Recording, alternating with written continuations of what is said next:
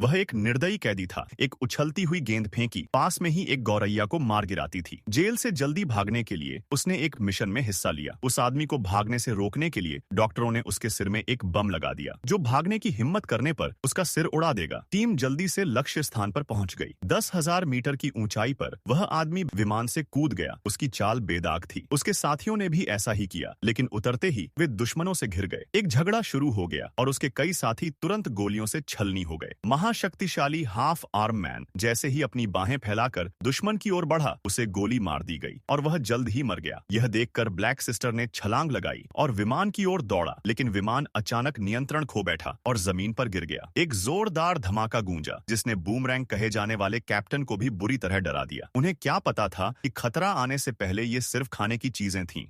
वह एक निर्दयी कैदी था। एक उछलती हुई गेंद फेंकी, पास में ही एक गौरैया को मार गिराती थी। जेल से जल्दी भागने के लिए उसने एक मिशन में हिस्सा लिया। उस आदमी को भागने से रोकने के लिए डॉक्टरों ने उसके सिर में एक बम लगा दिया, जो भागने की हिम्मत करने पर उसका सिर उड़ा देगा। टीम जल्दी से लक्ष्य स्थान पर पहुंच गई। 10,000 मीटर की ऊंचाई पर वह आदमी विमान से कूद गया। उसकी चाल बेदाग थी। उसके साथियों ने भी ऐसा ही किया, लेकिन उतरते ही वे दुश्मनों से घिर गए। एक झगड़ा शुरू हो गया और उसके कई साथी तुरंत गोलियों से छलनी हो गए।